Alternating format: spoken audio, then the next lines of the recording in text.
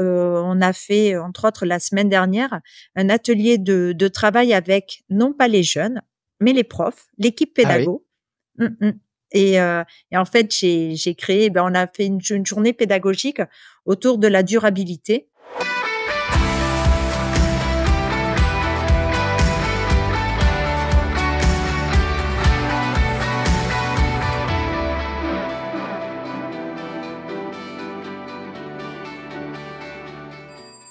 Elle fait partie de celles qui œuvrent dans l'ombre pour le succès des autres. Les autres, ce sont des étudiants, ceux de Ferrandi Paris plus précisément. C'est d'ailleurs là que je l'ai rencontrée, et c'est grâce à elle qu'aujourd'hui l'aventure continue pour moi à Bordeaux. Il est donc légitime de la ramener dans la lumière. Bonjour Céline Nassution. Bonjour Maxime, comment allez-vous? Ça va très bien. Écoute, ravi de t'accueillir, de te rendre l'appareil, toi qui m'as accueilli à Ferrandi Paris et m'a passé la balle. Est-ce que tu peux commencer par expliquer à ceux qui ne connaîtraient pas ce qu'est Ferrandi et Ferrandi Paris, s'il te plaît? Avec grand plaisir. Merci Maxime et merci pour cette présentation. Parce que je suis ravie. Et en fait, non, je suis dans l'ombre, mais surtout en accompagnement. Donc, on est loin d'être dans l'ombre. Et Ouais. Ferrandi, qu'est-ce que c'est? C'est une école de la gastronomie et de l'hôtellerie qui a déjà 100 ans d'existence et qui est réputée et reconnue principalement sur la place parisienne dans un premier temps et aujourd'hui en France et à l'international pour former des apprentis et étudiants dans la gastronomie, donc c'est-à-dire boulangerie, pâtisserie, cuisine, et aussi hôtellerie et restaurant. Donc de ce fait-là, tout un panel de jeunes que l'on a et qui va du CAP au master avec de la formation continue. Ouais, c'est très large. Ouais. Et moi, on s'est rencontrés, c'est vrai que j'intervenais au niveau des bachelors et un peu des masters, et maintenant c'est ce que je continue de faire à Bordeaux. Mais j'ai été assez étonné du nombre de classes et des niveaux qu'il peut y avoir. C'est assez énorme en fait. On accueille 2500 personnes donc tout au long de l'année et comme tu l'as mentionné, on a aussi un campus à Bordeaux et un campus à Rennes et on est dans un objectif de développement sur d'autres campus aussi en France. Et en plus avec des partenariats académiques. Ouais, c'est génial. Je sais pas si tu l'as su, mais grâce à ton premier passage de balle qui a été renvoyé derrière à Bordeaux, je suis allé faire un tour à Rennes en janvier. J'ai fait une petite intervention d'une journée et j'ai pu discuter avec les étudiants de là-bas de licence aussi. Donc c'était vraiment intéressant. Et en fait, l'objectif est surtout maintenant cette place que j'ai au sein de l'école, donc en tant que responsable académique et du développement, c'est aussi de permettre cette diversité d'échanges, autant de jeunes sur les campus que de formateurs, de professeurs, d'intervenants sur les campus aussi. Et ça, c'est très enrichissant pour nos étudiants. Ouais, c'est génial. Avant qu'on rentre un peu plus dans le détail de sujets d'éducation un peu qui nous réunissent aujourd'hui, je voudrais bien que tu nous racontes un peu qui tu es finalement et quel est ton parcours. Alors moi, j'ai un parcours qui est pas académique dans l'âme. Moi, je suis issue du terrain. Donc, j'ai fait dans ma jeunesse des études à Bordeaux, donc à l'école hôtelière de Talence. Waouh, Et super ville. super ville, surtout l'école était une belle réputation et donc je suis allée jusqu'au BTS et après je suis partie principalement travailler à l'étranger et donc là j'ai grimpé entre guillemets les échelons, la hiérarchie. Alors ça remonte à quelques années donc c'était un petit peu moins évident dans le secteur et surtout pour une femme, je veux pas du tout porter mon côté femme dans le lot mais ça a son importance je pense dans notre secteur. Absolument. Et encore aujourd'hui. Et donc, je suis passée de chef de rang à responsable de restaurant gastronomique. Et j'ai parcouru des pays comme je commençais en Suisse, au Luxembourg, en Angleterre, en Irlande et en Asie, donc du côté de la Thaïlande et de l'Indonésie. Et ensuite, je suis revenue en France. Et là, parcours de vie, parcours d'échange, je me suis présentée à l'école et je suis devenue prof, sans savoir écrire pédagogie à l'époque. Et donc, on m'a appris, et quand je dis ça, je le dis avec complètement honnête, parce qu'en fait, mes premiers étudiants, j'ai découvert qu'est-ce que c'était qu'enseigner, parce que c'est un autre métier. Et ça a dupliqué et enrichi mon envie de faire passer le métier, le travail dans lequel je m'épanouis tous les jours. Et à l'époque, c'était la restauration. Et aujourd'hui, ça l'est toujours, mais côté enseignement. Et notre vocation et notre métier est là, dans ce métier d'enseigner. Et c'est vraiment ce qui m'anime maintenant depuis un petit peu plus de 20 ans. Ah oui. Oui, dans l'école Ferrandi. Donc, ça commence à faire un petit parcours. Et je suis depuis maintenant 2 ans sur le poste de responsable académique où là, mais j'ai la possibilité d'apporter de l'innovation, de la créativité et surtout du développement donc des formations, des modules de cours et en lien avec le secteur qui doit bouger. Donc, on accompagne autant les jeunes à rentrer dans le secteur que le secteur à faire évoluer ses pratiques, le travail, l'accès aux jeunes aussi aux différents postes. Ouais. Donc, on essaie de tisser un peu tout ça aujourd'hui, ce qui n'est pas complexe, Et ce qui est toi, très complexe. oui, en effet, c'est ça qui est assez intéressant, c'est ton positionnement un peu à la croisée des chemins. Toi, ton rôle au quotidien, il est plutôt avec les étudiants ou plutôt avec les entreprises? Que c'est quoi un peu le Alors, daily operations, le quotidien de Céline? Alors, le quotidien au départ, c'était avec les entreprises. Le quotidien en réel, c'est avec tout le monde. Donc, j'ai les jeunes qui viennent me solliciter pour diverses choses et variées, pour faire évoluer leurs modules, pour me faire part de leur retour vis-à-vis d'intervenants, de contenu. Donc ça, je travaille aussi. Donc, je suis en relation directe avec les intervenants, les professeurs. Je fais intervenir beaucoup de professionnels en tant que prof. Donc là, je me remémore il y a 22 ans où je vais chercher un responsable de la restauration, par exemple du Fouquet's, qui va venir faire les cours autour des casinos et du gaming dans les formations, et ça en anglais. Et donc, je l'accompagne en clair à faire ses supports de cours, à travailler ses évaluations, parce que ça paraît simple, mais c'est un métier. Je te confirme pour être passé par là il y a 3 ans. Et d'ailleurs, je crois que c'est Marie Verlet qui a commencé à venir vers moi pour Ferrandi. Et moi, j'étais typiquement dans cette situation du professionnel qui arrive dans le monde académique. Et c'était beaucoup plus dur pour moi d'animer des cours et de créer des supports que ce que je faisais au quotidien. C'est vraiment un autre métier. Mais c'est un autre métier, voilà. Et donc, au quotidien, c'est aussi développer des partenariats, développer aussi des partenariats à l'étranger avec des universités qui sont sur les mêmes créneaux, j'allais dire, professionnels, donc sur de l'hospitality ou du culinary art or school, pour développer les échanges académiques. Donc, nos jeunes ont la possibilité d'aller faire un semestre à l'étranger. Donc, je suis aussi sur cette partie-là. Ah oui, ouais, donc c'est assez large maintenant comme poste. Et uniquement pour Ferrandi Paris, qu'on comprenne bien, en fait, la marque, c'est Ferrandi Paris, mais il y a des campus à Bordeaux qui s'appellent Ferrandi Paris, campus de Bordeaux, campus de Rennes, c'est ça? Exactement. Donc, en fait, tous les modules de cours qui évoluent dans les 3 sites, dans les 3 campus, parce qu'en fait, on est un diplôme qui est donc là, moi, je travaille sur le bachelor.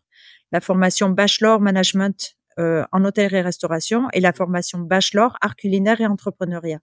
Le diplôme de bachelor est reconnu par le ministère de l'enseignement supérieur et via ce visa qui est en fait a une reconnaissance du diplôme dans le monde.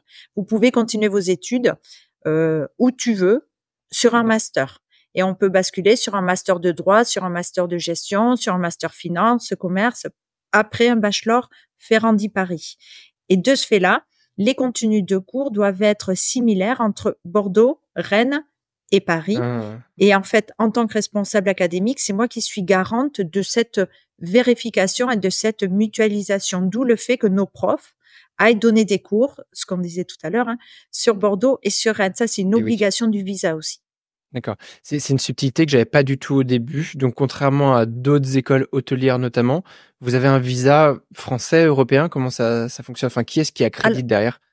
Là, c'est le ministère de l'enseignement supérieur. D'accord. Qui crédite justement le diplôme. Et donc c'est le MESRI, et grâce à cette accréditation, on peut continuer nos études. Contrairement, pas en opposé, mais en comparaison avec le RNCP, le Registre national des certifications professionnelles, où là, c'est reconnu qu'en France. Et suite à un BTS, par exemple, on ne peut pas continuer sur un master. On se doit de retourner dans un côté universitaire. Et en fait, le visa, c'est cette partie universitaire. C'est très orienté autour des cours académiques. Il y a les cours techniques qui sont un ADN fort de Ferrandi. Mais le visa va surtout vérifier. En fait, quand on m'a expliqué la première fois que je suis rentrée, donc l'année dernière, quand je suis arrivée au poste de responsable académique, la personne avec qui j'ai vécu un premier audit pour le diplôme et pour le visa m'a dit, nous, on est garant de ce que vous donnez aux jeunes, ce qu'on leur vend en fait, ce qu'on leur promeut avant qu'ils arrivent. ce qu'ils vivent pendant la formation et ce qu'ils vont avoir à la sortie, ce soit garanti. C'est ça le visa. Ouais. Et moi, je suis là-dedans. Et ça me correspond tout à fait entre ce que je vais dire à un étudiant qui veut rentrer ou même ce que je vais dire à un professeur ou à un intervenant qui va donner des cours, ce que je vais lui demander, le contenu qu'il va réaliser, l'examen à la fin, le diplôme qu'il va avoir et surtout l'intégration après qu'ils vont avoir dans l'entreprise. Ça, c'est ce qui est garanti en fait par un diplôme visé. Et il y a ce qu'on appelle, en tout cas, ça s'appelait comme ça à l'époque où moi j'étais en école, les ECTS, c'est ça que tu cumules? Exactement. Qui te permettent d'aller à l'étranger et de valider un niveau de diplôme grâce à ces fameuses ECTS. Exactement. Et donc, ces ECTS, les European Credit Transfer System. Je savais pas. C'est les crédits européens de transfert.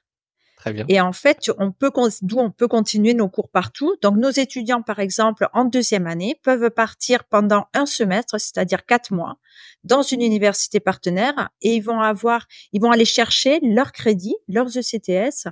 Par exemple, ils vont aller en Finlande, chercher leurs ECTS et ils vont revenir en cours en France, à Paris, à Bordeaux ou à Rennes pour continuer leur formation comme s'ils avaient passé ces 4 mois, en fait, avec nous. Très clair. Ouais, je comprends beaucoup mieux. Hyper intéressant. Et du coup, en effet, ton positionnement, il te correspond bien aussi. Il est très stratégique en tant que responsable académique. Du coup, ce qui m'intéresse, c'est aussi la vision que toi, tu peux avoir. Ça fait 20 ans aujourd'hui que tu es en école hôtelière. Tu as vu en plus des générations passer. Donc, j'aimerais te demander ton constat sur le niveau dans les écoles hôtelières et peut-être même plus largement l'atmosphère, un petit peu toi ce que tu ressens aujourd'hui. Alors le niveau, il est complètement de tout temps à jamais. Quand on entend parler Socrate, il dit que les jeunes sont démotivés, le jeune est feignant. Socrate disait déjà ça à son époque. Moi, mes anciens profs, ils disent ça aussi. Voilà. Et nos profs, ils disaient ça. Les profs aujourd'hui disent ça. Le métier dit ça. Et les vieux comme moi, on dit ça. Sauf que c'est totalement faux. Et c'est qu'en fait, les jeunes s'engagent énormément et sont hyper volontaires s'ils trouvent en fait ce qui les anime, ce qui les motive. Et moi, je pense aujourd'hui dans l'enseignement et dans les écoles, ce qu'il faut absolument susciter. On parle, je vais revenir sur un petit peu en arrière. Autrefois, on parlait de métier de passion. Oui. Et ce métier de passion qui m'anime, qui est ma passion, qui est la tienne aussi, et ça je le sais, c'est devenu une passion. En fait, on n'est pas né avec cette passion. Cette passion, en fait, elle va se cultiver. Elle va aller se chercher et on va l'arroser. Ça, c'est notre boulot. Mais pour la cultiver, pour la chercher, il faut déjà développer quelque chose. Et bien, moi, à mon sens, aujourd'hui, les jeunes, au vu du contexte et de l'environnement aussi global, donc là, je parle, on est en mars 2024. Ouais. Mars 2024, la conjoncture socio-culturelle, la conjoncture politique, la conjoncture mondiale. Oui. Je ne sais pas si vous regardez un petit peu ce qui s'y passe, mais c'est pas vraiment très positif. Donc, comment un jeune aujourd'hui de 15 ans, de 16 ans, de 18 ans, de 20 ans peut se projeter dans un futur constructif, c'est pas forcément évident. Pour ça, je pense que nous, notre devoir, notre possibilité d'agir, pas forcément devoir, mais possibilité d'agir, parce qu'en fait, c'est ça qu'on recherche tous, c'est comment faire. Et je pense que c'est les rendre curieux. Susciter leur curiosité pour qu'ils découvrent des choses. Et ensuite, ça va justement développer et générer leurs envies et leurs passions. Et en fait, c'est, à mon sens, développer cette curiosité, les rendre curieux, qu'ils ne soient pas feignants de curiosité, qu'ils soient envieux de curiosité. Et pour ça, on a mis en place, je suis en train de mettre en place des modules que j'ai appelés de découverte, avec les entreprises. Donc, ça oblige aussi l'entreprise à se positionner différemment par rapport à la pédagogie parce que ce sont des modules de cours qu'ils vont passer en entreprise. Et justement, pour développer une curiosité, les bouger, les obliger à être curieux. Et ça a marché parce qu'on vient de le faire il y a pas longtemps et on a fait un débriefing. Et je pense que ça permet peut-être de développer ça. Et pour que demain, justement, ils disent, voilà, je suis passionnée par ce que je fais parce qu'en fait, tout me passionne parce que je suis curieux de tout. Et en fait, c'est l'inverse qui va se reproduire derrière. Ouais, c'est génial. Tu disais qu'en effet, de Socrate à nos jours, il y avait toujours cette critique de un peu c'était mieux avant ou les jeunes ont changé. Mais quand même, enfin moi, je parle souvent de ce sujet de génération Z. J'en ai fait même des épisodes de podcast en solo. J'en parle avec mes invités. Est-ce que toi, tu trouves qu'il y a une différence spécifique à cette génération Z par rapport aux précédentes ou pas du tout? Alors, je serai un petit peu plus, alors je ne suis pas sociologue.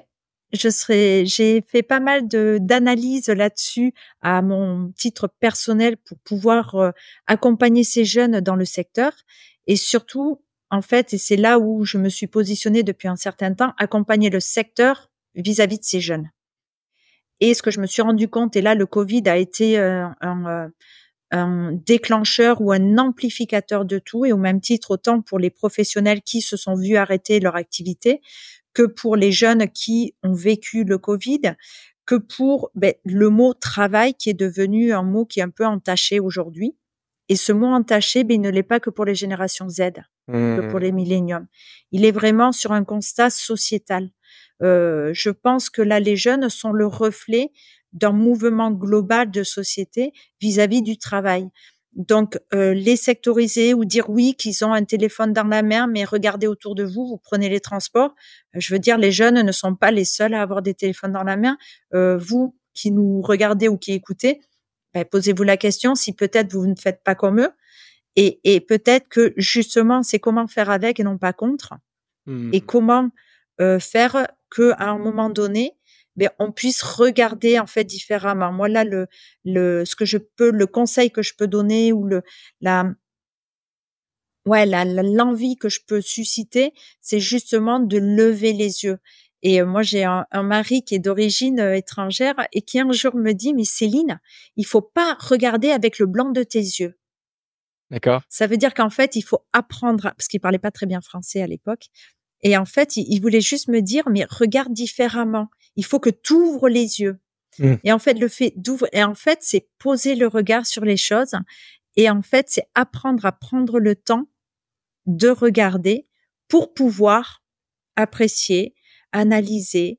Et ce temps-là, aujourd'hui, que ce soit les milléniums ou la société, on se le donne plus ce temps-là. Et est-ce que la richesse, ça serait pas justement à un moment donné de dire, hop, je m'arrête et j'observe. Et c'est ce temps-là, je pense, qui aujourd'hui fait défaut à tout le monde. Écoute, je sais pas si l'expression existe, mais en tout cas, on l'adopte. Regardez avec le blanc de vos yeux. On l'apprend. Voilà. Merci à ton mari. On peut lui donner le titre pour ça. En tout cas, voilà, je trouve ça très très intéressant que tu aies cette vision à la fois d'une ancienne professionnelle et interne dans les écoles qui voit passer tous ces jeunes et qui peut nous partager ça. Peut-être que ça en rassurera aussi certains et ça permettra à d'autres de s'ouvrir l'esprit sur les pratiques à adopter. Je te rejoins. Je pense qu'il y a vraiment une dynamique aussi. Il s'agit pas de dire c'est bien, c'est mal, c'est comme ça. Et à nous peut-être de prendre le virage et de voir aussi ce qu'on a à offrir à ces un petit peu à ces jeunes générations pour les engager. C'était un mot fort que tu utilisais tout à l'heure. En parlant d'engagement, c'est une question que je voulais aussi te poser. Est-ce que toi tu constates que ces jeunes-là, ils ont un engagement fort, notamment envers le durable et peut-être plus largement les sujets de RSE? Dans leur dire oui, beaucoup, parce que c'est quelque chose qui les anime. Dans leurs actions, comme tous, on attend que le voisin le fasse. Ah oui. Et pourquoi? Parce que on travaille en collectif, on est un secteur où on est tous ensemble. S'ils étaient face à eux, quand ils sont tout seuls eux-mêmes, ils le font. Et en fait, quand ils sont en groupe, c'est ce qu'on parle, c'est ce qu'on voit dans les comportements sociétaux. Dès qu'on est en grand groupe, d'un seul coup, on attend que ce soit l'autre, ou on se dit c'est l'autre qui va le faire, ou au contraire, surtout là pour des jeunes adolescents, ils veulent aussi sortir du cadre et se faire remarquer, et peut-être pas peut-être qu'ils ne prennent pas le bon choix. Par contre, c'est quelque chose qui les porte. Je pense que le secteur aujourd'hui, sur ces enjeux environnementaux et de durabilité, le secteur a beaucoup à agir. Il y a beaucoup de discours, mais peu d'actes. Et ça, c'est quelque chose que eux peuvent apporter demain. Et pour ça, il faut leur donner le moyen de dire, là, il y a des choses qui vont pas. D'où les écouter écouter ces jeunes, non pas pour dire, ben voilà, ils sont revendicateurs, ils sont rebelles ou ils font remarquer des choses, mais ils n'agissent pas, mais peut-être que derrière, les responsabiliser en leur disant, OK, on entend bien, on voit bien, mais vous, comment vous verriez pour le mettre en place?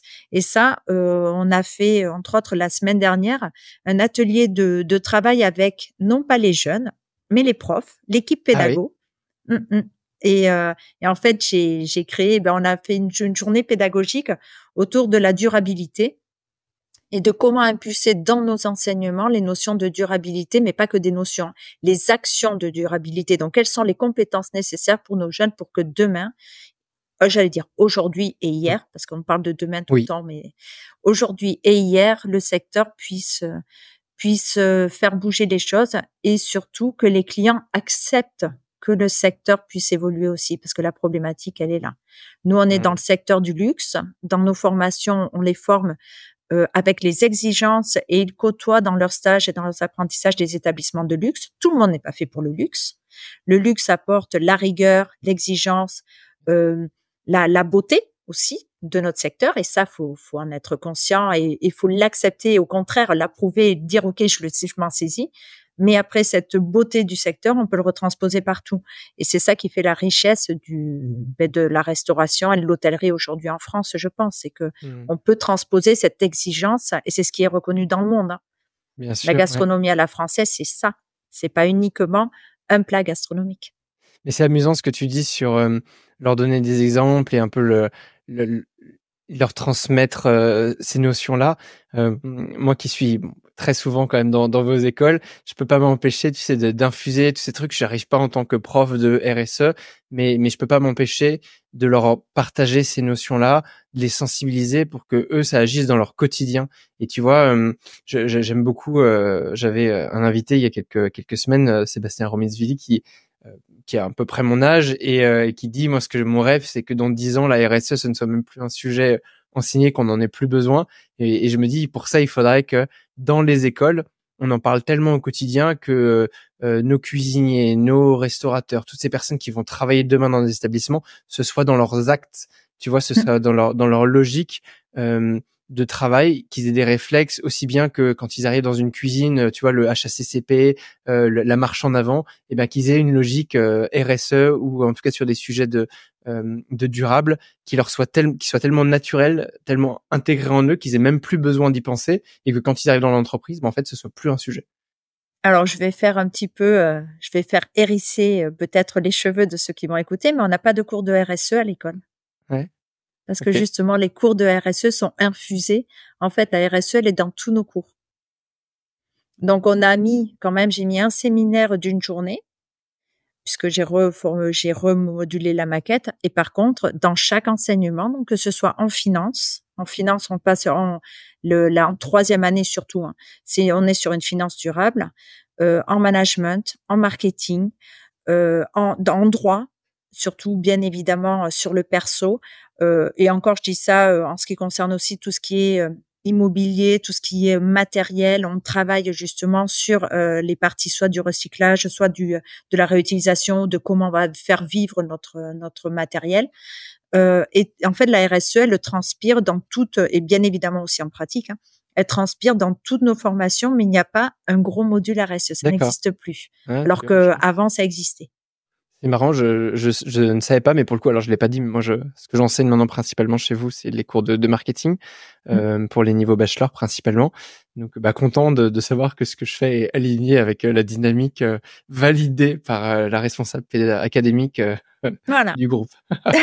Merci, je vais me le faire valider en ligne. Mais en fait, ça paraît tellement comme une évidence, mais l'évidence, c'est déjà la première chose qu'on dit en pédagogie. Hein. Dès qu'on se dit que c'est évident, ça veut dire qu'on peut l'expliquer. Ouais. Je suis d'accord. Voilà. Oui. Et en fait, moi, ça me paraissait comme une évidence. Et en fait, quand j'en ai parlé, tout le monde m'a regardé du genre c'est normal, mais c'est pas fait. Et c'est pas parce que je suis arrivée d'un seul coup à ce poste que j'ai inventé la RSE. Enfin, je vais inventer. Bien sûr, ouais. Et mon terme de RSE, en plus, je l'utilise jamais parce que pour moi, c'est incohérent par rapport à notre métier.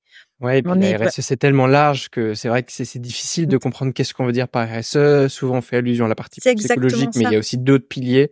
C'est assez difficile à à résumer. Et justement pour travailler sur cette durabilité et cette vision en fait de comment rendre une entreprise responsable, j'ai fait intervenir une société, enfin une start-up qui s'appelle Ecolearn. Je sais pas si tu connais.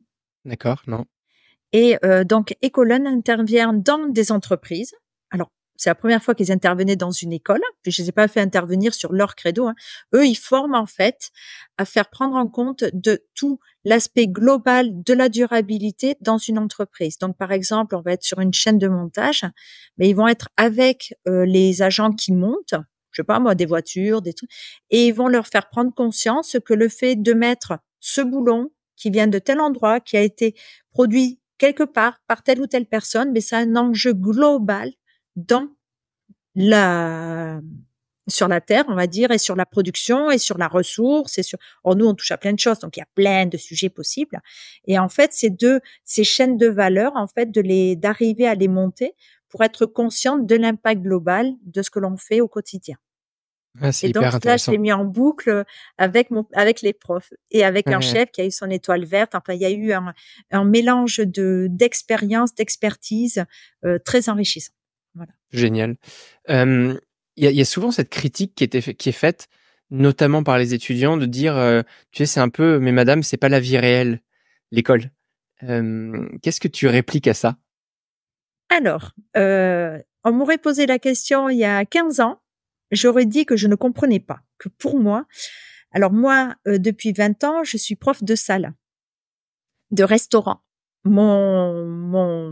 Ma salle de classe, c'est le restaurant d'application.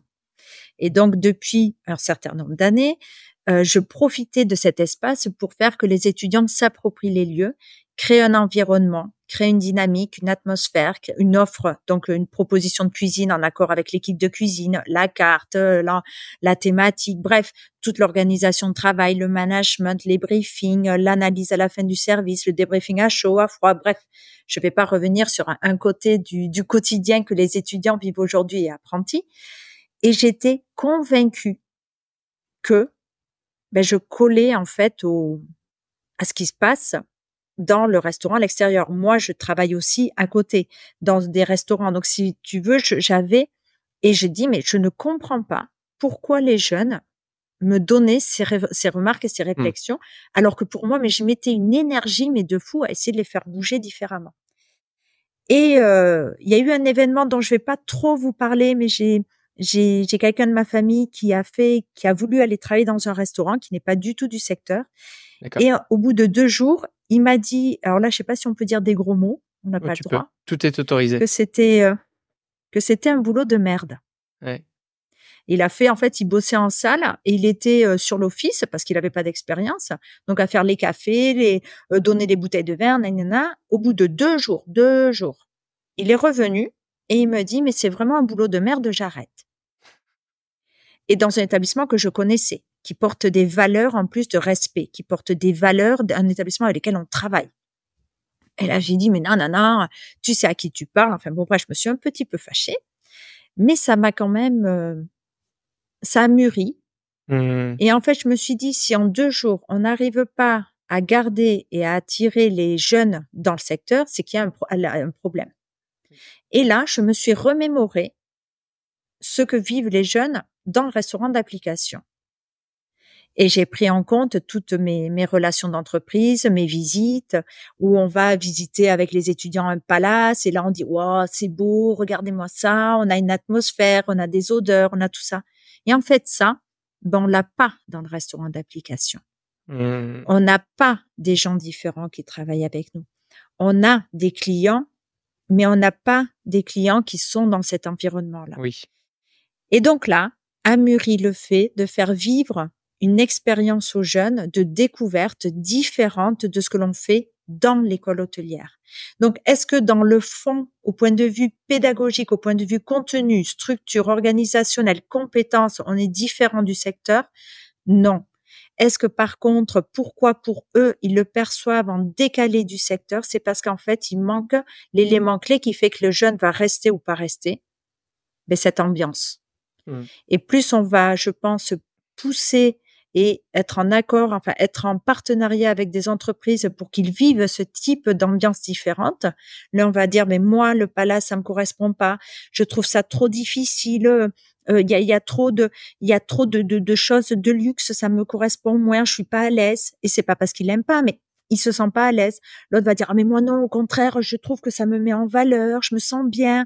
Et ça, c'est du ressenti. Et ce ressenti, il est complètement individuel, puis il évolue au fur et à mesure des années. Et donc, aller faire découvrir ça et ce décalage entre la vraie vie et l'école. En ce qui concerne Ferrandi, déjà, il est moindre parce que nos jeunes nous font ressentir ça et on utilise ce qui se passe en entreprise. Nos intervenants sont issus de l'entreprise, mais l'atmosphère dans les TP, c'est clair que ça a son importance et je comprends des fois, voilà, même si dans mon fond propre, je me dis quand même qu'on n'est pas autant décalé. Ah, ok, ouais, c'est intéressant d'avoir ta vision. En effet, je pense que c'est extrêmement important pour les jeunes qui comprennent que l'école, c'est un petit peu le sas qui les emmène vers l'entreprise. Donc, ça peut pas être 100% comme une entreprise, mais ça doit quand même préparer à ce monde-là. Donc, ouais, c'est essentiel de faire cette phase de transition. Et par rapport à ça, ce que j'expliquais aux apprentis, entre autres là avec des bacs pro par exemple, donc bacs pro qui sont tout jeunes, hein, qui sortent qui ont 15 ans, 16 ans et on les amène jusqu'à 18 ans, 19 ans. Et en fait, quand on est complètement investi dans le fait de gérer le restaurant à l'école, ça ils peuvent pas le faire en entreprise. Oui. Donc pour eux, ils se disent mais enfin c'est décalé, on me donne ça, mais moi je sais pas faire. Et en fait, je leur explique toujours qu'on leur donne des clés et que ce soit en gestion, en finance, en droit, en marketing, on leur donne des clés et que un jour ou l'autre, ces clés ils vont les utiliser. Oui. Et quand 2 ans après 3 ans après, ils reviennent vous voir et qui vous disent en fait, mais c'est trop bien, ça y est, j'ai compris ce que vous m'avez dit. Bon, Ah, donc ça servait à quelque chose. Et c'est ça. Et là, on se dit que là, on a apporté notre pierre à l'édifice. Là, je reviens sur ce que je disais au début, apporter quelque chose pour les autres.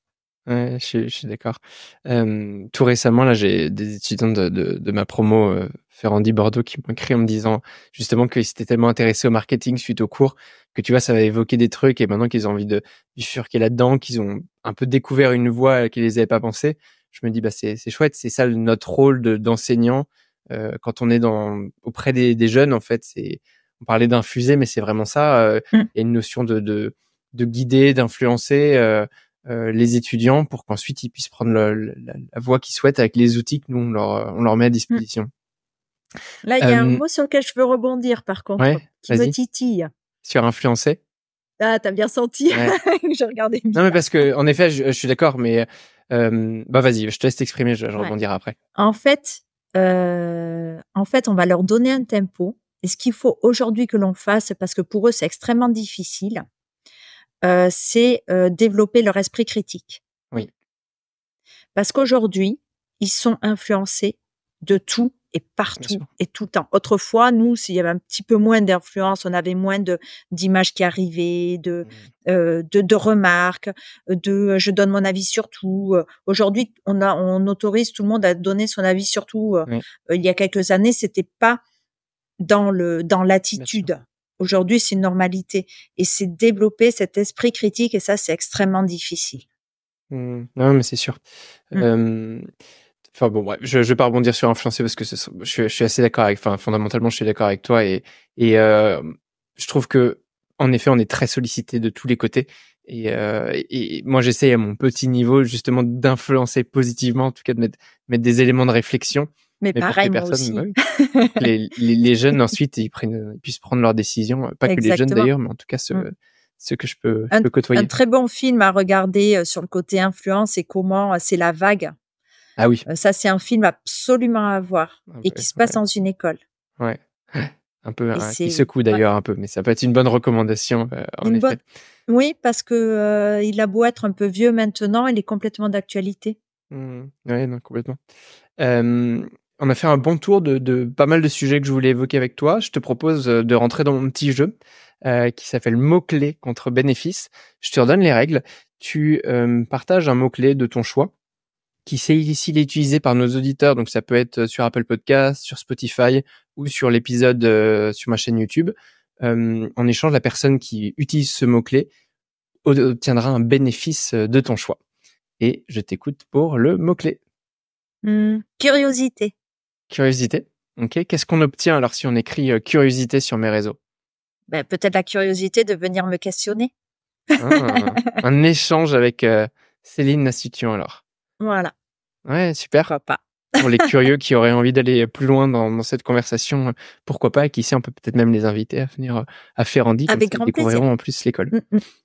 Très très intéressant. Merci Céline d'offrir de ton temps. Je te propose d'élargir sur mes questions signatures. Une première qui est un petit voyage dans le temps. Tu nous as pas mal parlé de ta longue carrière. Si tu pouvais revenir en arrière, pourquoi pas au début de ta carrière, mais ça peut être un autre moment, qu'est-ce que tu ferais différemment? Alors, en fait, qu'est-ce que je ferais différemment? Je pense que j'aurais je me serais un petit peu plus en début de formation, enfin début de parcours professionnel, que j'aurais été un petit peu plus attentive à mes cours. Parce que bon, j'ai passé un BTS, j'étais loin d'être la première de la classe. Mon parcours a fait que d'un seul coup ça se développe différemment. Je suis revenue aux études. Peut-être profiter du moment de mes études et non pas me dire que on verra plus tard. Je pense qu'à ce moment-là, j'étais un petit peu pas manque de maturité, mais parce que j'avais envie de vivre une adolescence, voilà, de voler de mes propres ailes, partir vite à l'étranger et peut-être prendre ce temps, ce qu'on disait tout à l'heure, prendre un temps pour poser les choses. Mais justement, là, moi, ce que je peux conseiller, suggérer fortement, c'est profiter du temps où vous êtes en formation pour avoir et retenir le maximum d'éléments des personnes qui vous forment. Parce que ça, moi, je crois que je l'ai peu fait. Je l'ai rattrapé après, mais peut-être que ça m'aurait fait vivre d'autres expériences encore plus...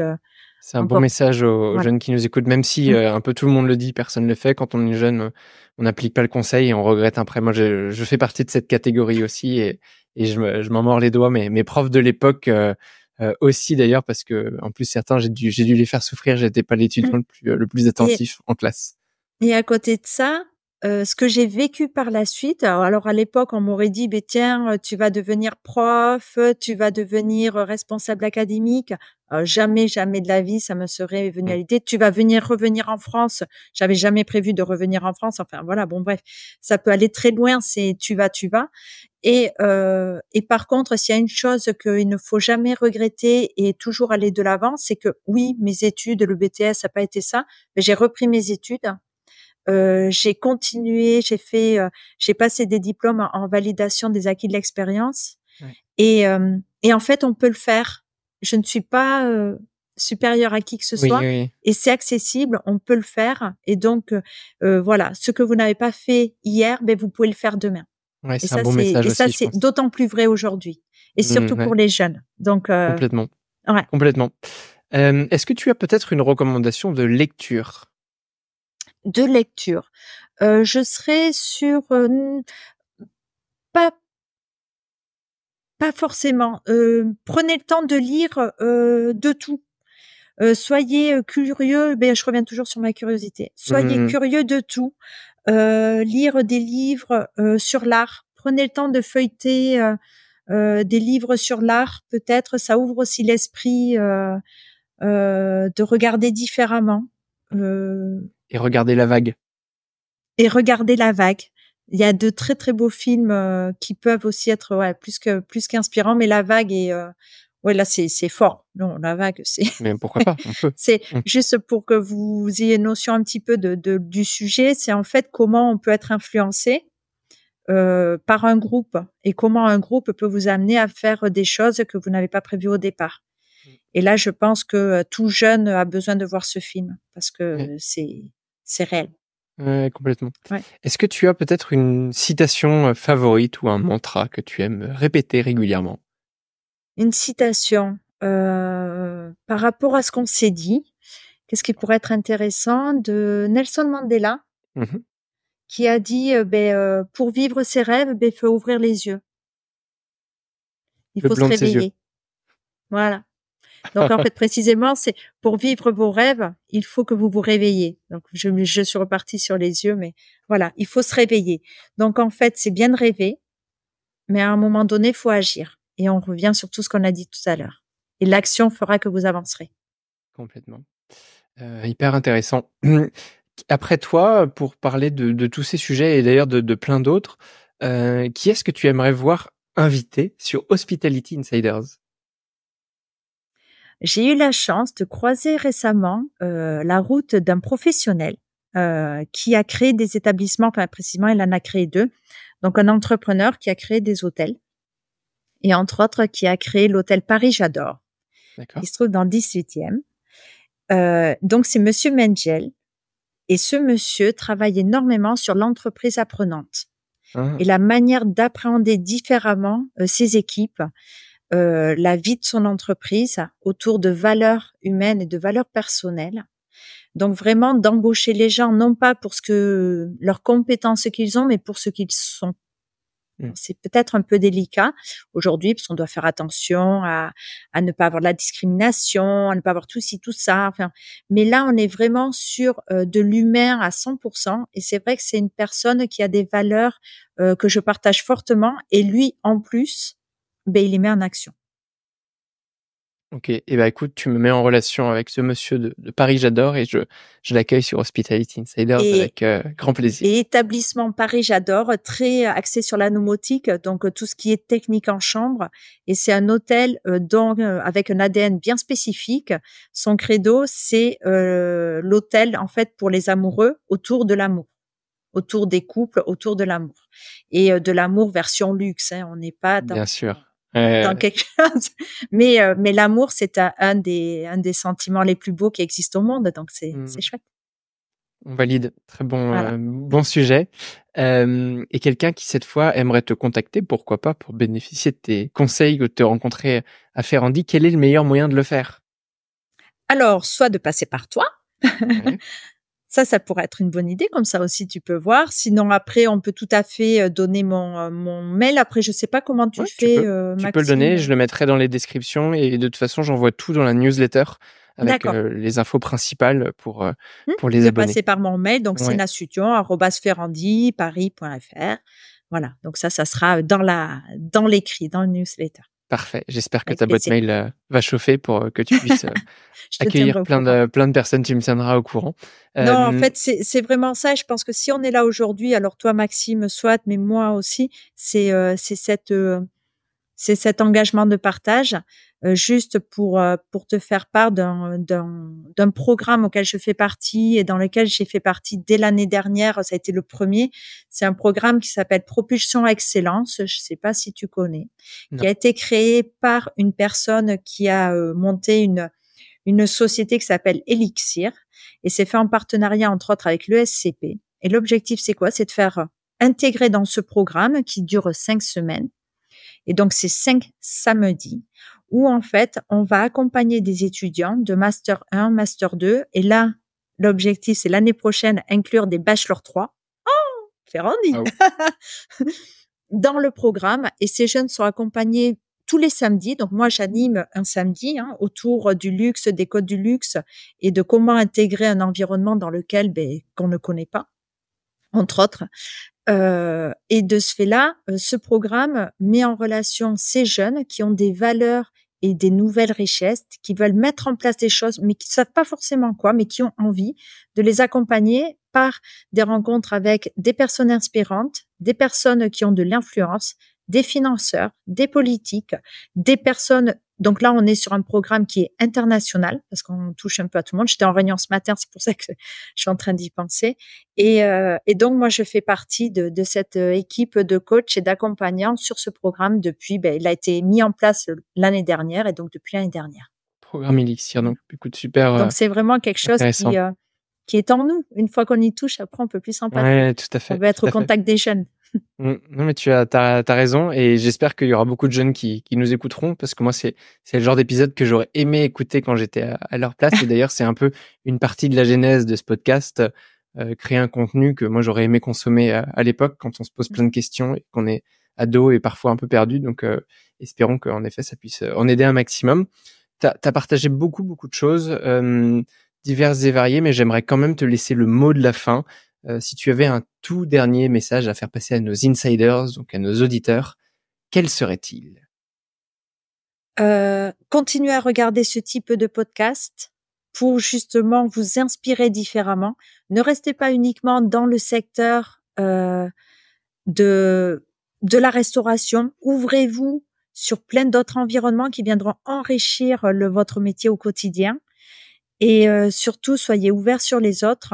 Et la meilleure moyen d'être ouvert sur les autres, c'est de les écouter. D'où un podcast.